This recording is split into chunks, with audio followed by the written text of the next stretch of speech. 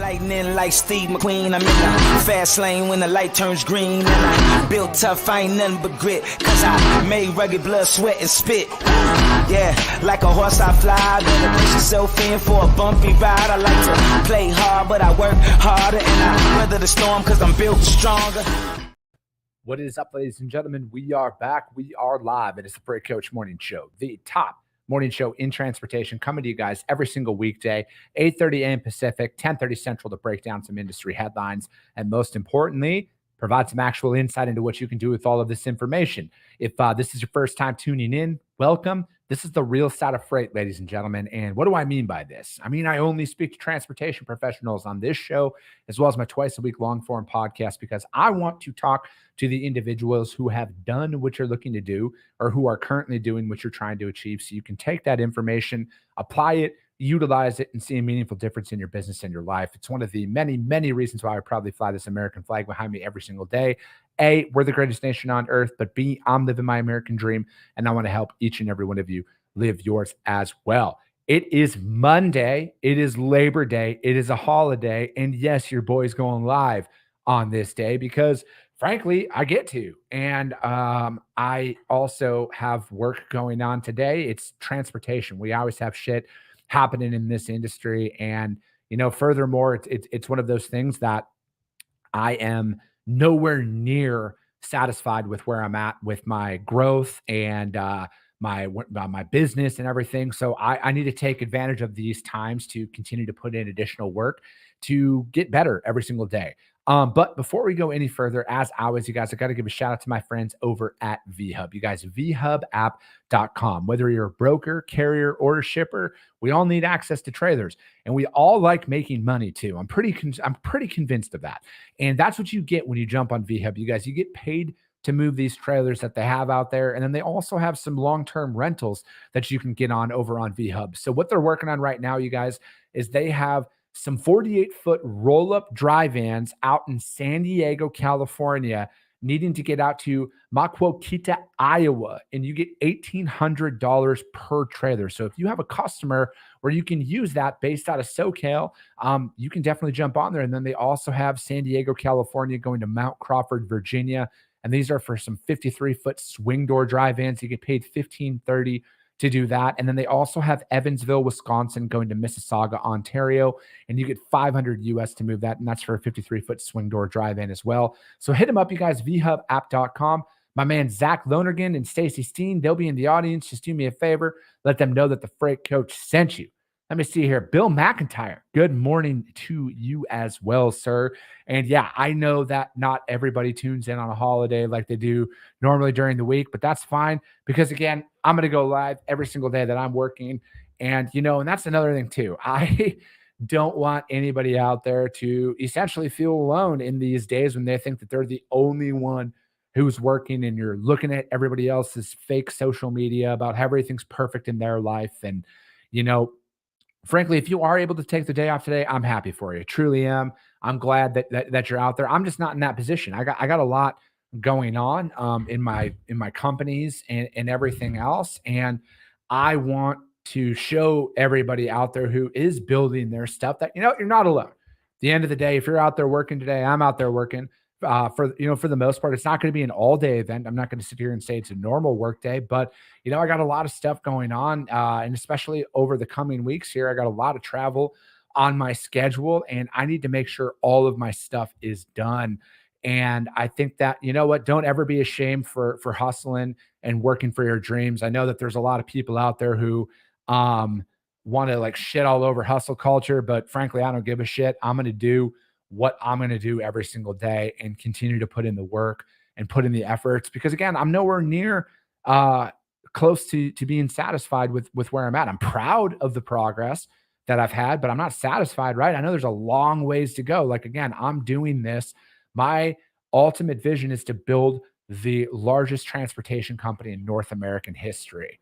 And I only pick on C.H. Robinson because they're the top one right now, but it's my goal to make C.H. Robinson look like a fucking startup when I'm done. And my goals are lofty, and I have to put in a lot of work to get there, and I'm cool with it, right? Like, fortunately, my wife is fully supportive of all of this stuff.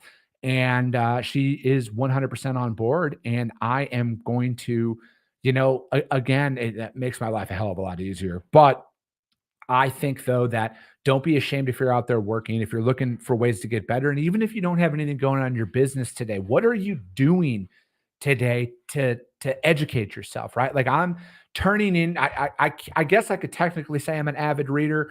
I read most days. I slacked this weekend. I'm going to be honest. I'm not going to lie. But, it was one of my goals this year was to read 12 books and listen to 12 audio books.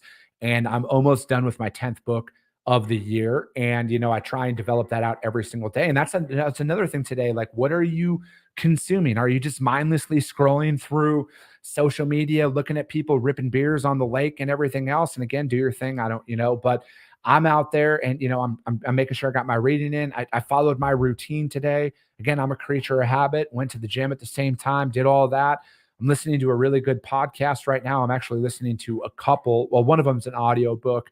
I follow Alex Hermosi a lot, and he just released his new book. I just completed, I think I got like 2 chapters left in that. And then I'm also listening to a podcast this morning. It's called I'll pull it up for you guys. It is the Nick Bear podcast, and he's interviewing a guy by the name of Chad Wright. Chad Wright's a former Navy SEAL. They're both endurance athletes and everything, but they're also talking about their faith. And I am talking about that, or I'm listening to that as well, because you know what? I am a man of faith, and I'm not afraid to talk about my belief in God and everything else. And and I like listening to those things as well, and consuming as much information that I possibly can. To always look to, like, how do I get a little bit better? How do I become a better business person? How do I become a better father, a better husband? How do I strengthen my faith and everything as well? So, I look at multiple different ways of how do you spend your time and get all of that. And that's how I choose to spend my days. Again, I'm not telling anybody how to live their lives or anything like that. But you know what? That's what I do. And I hope you guys are all doing the exact same thing today and enjoying your day. Rose, good morning. Happy Labor Day to you. Adolfo Rodriguez, buenos dias. Mexico is working today. Adolfo, ¿dónde estás in Mexico? Where do you live, man? And then he's calling an email, and I love it. Sam Hunter, what's up, my man? Good to see you in the comments. I appreciate you as well, man. And Jamie Parker, happy Monday to you. Henrik, what is up? He says, good morning, everyone. Henrik was just on my podcast last week, you guys.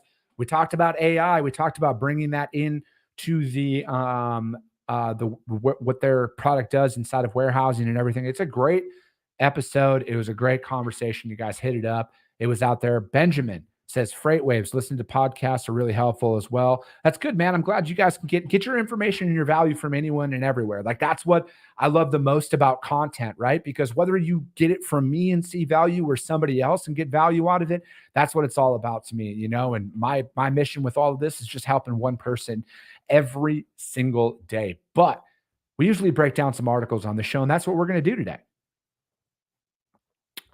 This was, and Jamie Parker says, eat, breathe, freight. It feels like, Jamie, I love that. And I know what it's like to not have a lot of freight and not a lot of stuff going on. So for me, I'm right there with you, man. I'll take it. Francesco, what is up, brother? Good to see you as well, my man.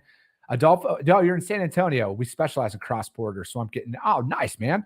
I like that, dude. That's awesome. All right, you guys, first 2 articles that we're going to break down today are from Freight Waves, and they're talking about some layoffs that have happened in the industry over these last couple of days. I mean, shit, it seems like it's been this way all year. This year, it's just one group of layoffs after another that's happening. And let me see here. This one is Coyote Logistics restructures and lays off an unspecified amount. Their total employment is down 7% over 2 years. And then Chicago broker Coyote laid off an unspecified amount on Friday morning. They told Freight Waves, and it says, we're reducing the size of our staff primarily within corporate services to improve efficiency and better meet evolving business needs, Coyote said. Our people are extremely important to us. These changes are difficult but necessary to make our company more agile and better positioned in the future. And then, according to a screenshot in an internal memo, Coyote is restructuring to set the business up for long-term stability. Individuals will receive a comprehensive severance package and outplacement services. And then according to LinkedIn data, Coyote's total headcount is down 7% over the 2 years and 2% over the last 6 months. Transport Topics listed them as the number 3 freight brokerage in revenue in 2023, breaking in an estimated $5.2 billion during the most recent 12-month period. C.H. Robinson is number 1 and TQL was number 2. And then Coyote did lay off 200 workers earlier this year. UPS acquired Coyote in 2015 for $1.8 billion. The freight brokerage industry has struggled this past year amid a larger downturn in America's $800 billion trucking industry. Companies like Flexport, C.H. Robinson, and Convoy have all announced large layoffs. And one reason for mega layoffs among freight brokerages is these companies hired en masse during a hot trucking market immediately following the shutdowns. And in the summer of 2022, it crashed. Freight intermediaries have had to call its staff. And that's something that I've been talking about on this show a lot here is, like you got to learn from a lot of these things. And I'm not going to sit here. Like, I don't understand how some people celebrate the demise of others. Like I see all over social media, it's really fucking concerning. But at the end of the day, I can only control me. I can only control what goes on in my 4 walls. But again, like I look at it like this. I was in that position right at the beginning of 2020. And Matt Laird, good to see you, brother. But I was in that position, right? Granted, I had resigned right before that whole thing became a deal in 2020. We all know what that is. But I think anybody who was in that position now, this is your opportunity to really go after what you want. You don't have to get, maybe you want to go out there and do your own thing. I wasn't aware of the agent model a couple of years ago, and there might be somebody who's listening to this now who might be in that position now where you can literally, if you have a book of business or experience or a drive to succeed, you can get on there and become an agent, right? Like my brokerage is through SPI Logistics. SPI has been a longtime supporter of me. And prior to me even deciding to get back in, and then it was only natural for me to jump on board with them. But, you guys, it's business in a box, right? Like, especially if you have existing customers, like you literally have, all you got to do is go in there and turn on your book and start moving freight. And then you literally get a direct deposit every single Friday, right? Like you never have to question that with SPI about getting your money because they literally take on all the financial risk. They have what I would say, because, again, I've demoed a lot of stuff out there. They have one of the best, if not the best tech stack available for you to utilize. And they're only evolving, right? Like I'm going to be releasing a podcast here in a couple of weeks with the chief technology officer over at SPI, Eze. And we talked about like what they go through and like the investment that they put inside of technology and everything else. So it's like, again, if you're in this position, you have that experience, you guys, and you know what? You don't want to be a part of another fucking layoff or anything like that. Take control of your shit right now. And you don't need to put the amount of capital investment into it. You guys, you can literally become an agent with a company like an SPI Logistics and get out there and build your financial freedom, right? Like it's a very, very real thing, you guys. So, again, I feel for all these individuals out there. And if you've been affected by this layoff or by the next one that I'm going to talk about, DM me. I know all the recruiters. I know the best recruiters that are in the industry that you can talk to. I know a lot of my friends who own businesses that are hiring as well. And again, as always, you guys, if you're hiring, if your company's hiring, drop it in the comments. Put that information out there, you guys, because I just want to help people with this and especially get back on their feet. So, all right, you guys, that article. And again, all the links to the articles that I put up are going to be up there on the Freight Coach YouTube channel, as well as the Coffee with the Freight Coach audio only replay.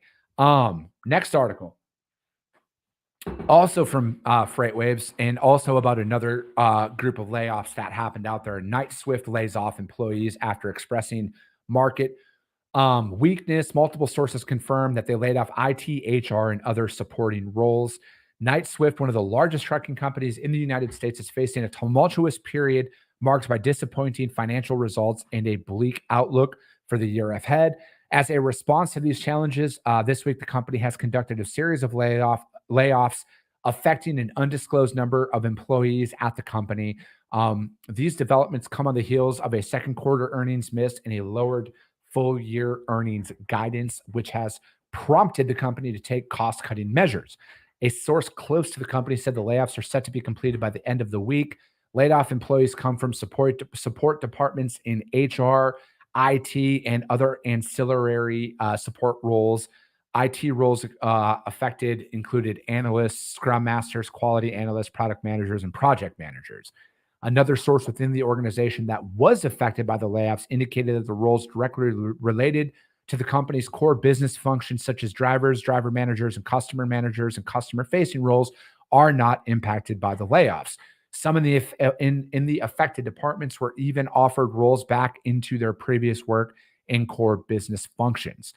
And it goes on to say these layoffs come in the wake of the challenging second quarter for Knight-Swift, which resulted in their missing their earning expectations and revising its full year earnings per share on downward of 36%. A series of factors have contributed to this downturn, including anticipated weakness in the market, lower gains on equipment sales, and losses associated with their recent acquisition of U.S. Express. To address these challenges, the company's top executives, David Jackson and Adam Miller, have recently voluntarily reduced their base salaries by 20% for the remainder of the year. This move is in part geared towards broader cost-cutting initiatives. Despite these temporary salary reductions, the executives received substantial compensation in the past year, totaling more than $11 million, including stock awards. And then Knight-Swift is focusing on diligent cost controls as it positions itself for future recovery. These layoffs, primarily in support departments, underscore the company's effort. Okay, I know, because I'm sure somebody can say that, oh, well, they can afford to take it. At least they offered, right? At least they offered to reduce their salaries. Again, I can't speak for anybody, but, to me, you got to look at some of the moves that they've made and how many duplicate roles were out there. I mean, just in support. I mean, just by acquiring U.S. Express earlier this year, all of those roles are absorbed and rolled up into one company. So they're going to have duplicate and probably 3 or 4 people doing a job that only one person could do. And, again, a lot of things to take into consideration here, especially when it comes down to a publicly traded company. I'm not saying that this is how some of these companies look at things, but I'm just speaking from my opinion. And that a lot of these publicly traded companies, you guys, their fiduciary responsibility is to the shareholders, right? The number that their company is being traded at, that's what they're concerned about, right? So they will make those tough decisions. And a lot of businesses make those tough decisions no matter what, is they're going to choose to lay off individuals.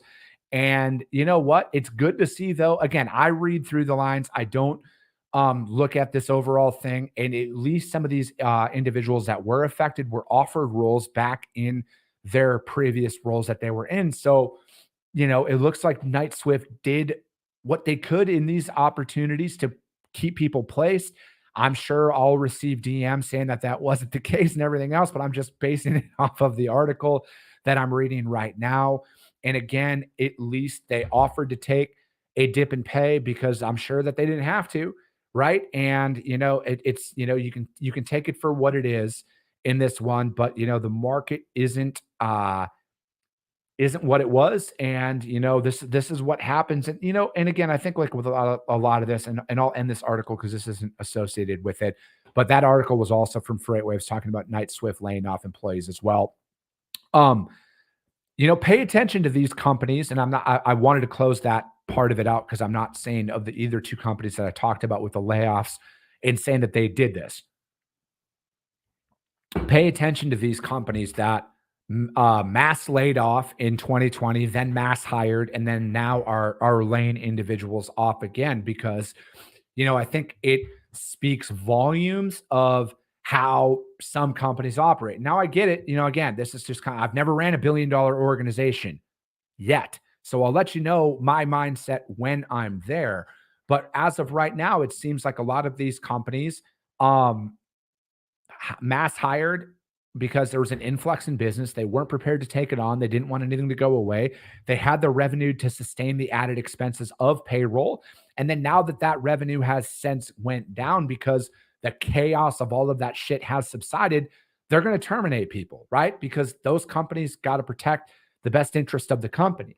So it seems like that's what's going on in a lot of instances right now. So take a lot of that into consideration on where you jump to next. That's what I would say in this instance is wherever you're going next, how have they been operating? And, again, just pay attention to this stuff, you guys. Pay attention to it. And then most importantly, I guess my whole thing is get out there and take go after what you want if you're affected by this. So Carla Isted, howdy. Thank you for tuning in, Carla, as always. All right. Next article I wanted to talk about. Think tank. Oh, this is from TT News. Think tank urges the DOT to begin national VMT fee pilot, not free, fee, FEE pilot. Vehicle miles traveled fee could replace fuel taxes. Let's be honest, they're not going to replace any form of tax out there. Anyways, a Washington think tank, shocking that it's coming from Washington, is encouraging the federal government to proceed with legislative mandated national pilot program to explore the viability of a vehicle miles traveled fee, a system viewed by some as a potential replacement for current federal taxes on diesel and gas at the pump. The ENO Center for Transportation, in a new research report, said the current national policy priorities that favor electrification tilt toward a future where some new vehicles would pay no federal motor fuel tax, while vehicles with internal combustion engines would generate less fuel tax revenue as fuel economy improves. Federal fuel taxes funneled into the Highway Trust Fund for repairs and upkeep to roads, bridges, and transit. It's weird that we pay into that tax and yet some of our shit's crumbling. Anyways, back to the article. However, the HTF in the late 2000s began a period of insolvency and has required infusions of funding ever since. The Infrastructure Investment and Jobs Act that was going on in 2021 required the U.S. Secretary of Transportation to establish a national pilot to test the design, acceptance, and implementation of financial sustainability. The 90-day requirement to begin that pilot passed long ago, so ENO is now urging the government to move it forward.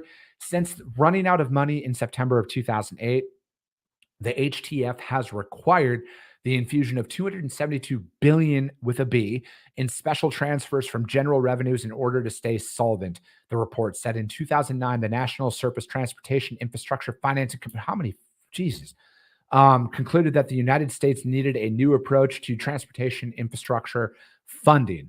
It recognized that alternative fuels out there, and then yada, yada, yada. Adding to the challenges is the failure of Congress to increase federal fuel tax. Come on. It's not already high enough. Our fuel taxes aren't even high enough, apparently, that it's a failure. No, I would say Congress did the right thing by not raising taxes in this situation. These rates have remained constant since 1993 at 18.4 cents per gallon of gas and 24.4 cents per gallon of diesel. That's what you pay in taxes just to fill up out there. And then the IIJA mandates creation of federal systems funding alternative advisory board. All right, to inform each research pilot. All right, and then we're going on. The national VMT fuel, fee pilot for commercial vehicles should test various rate structures that were out there. And then also, I'm summarizing here, you guys, because there's just too much crap to even talk about here. And that the tax system that was looking in place, and their concerns are rural roads with fewer users could receive less funding regardless of, okay. I'm just going to say this. Aren't we paying enough in taxes at this point?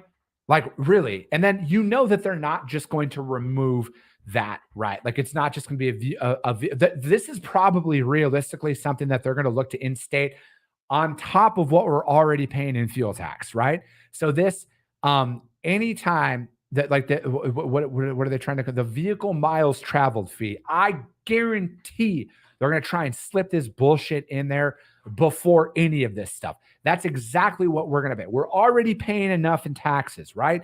If you look at it, you're getting taxed on everything in this country, literally everything.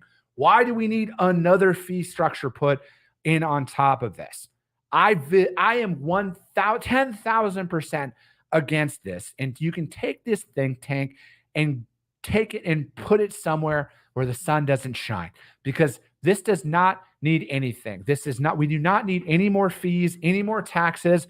Our drivers are already taxed at enough. Us citizens are already taxed at enough. When you pull it all out there, we're all paying at least 60% of our fucking money every year in taxes in some way, shape, or fee. Whether you're buying a vehicle, whether you're to property taxes, you're going to the store, you're paying sales taxes and fucking taxes on everything else. Enough of this already. People are hurting enough as is right now with inflation and everything else that's going on out there. We don't need more fees on top of it. I think it's pretty safe to say we have a massive spending problem, and that raising taxes and adding more fees is not going to solve that, right? It's pretty simple. I look at it like this. I have a business. I bring in X dollars in revenue every month. If I spend under that number, I stay in business. If I spend over that number, I go out of business. So putting in other fees and everything else out there to pay for somebody else's inefficiency is done. I'm fucking sick and tired of this, because again, who's going to pay for that? The little guy, the small trucking company who travels hundreds of thousands of miles and everything else. Why do they have to pay more money?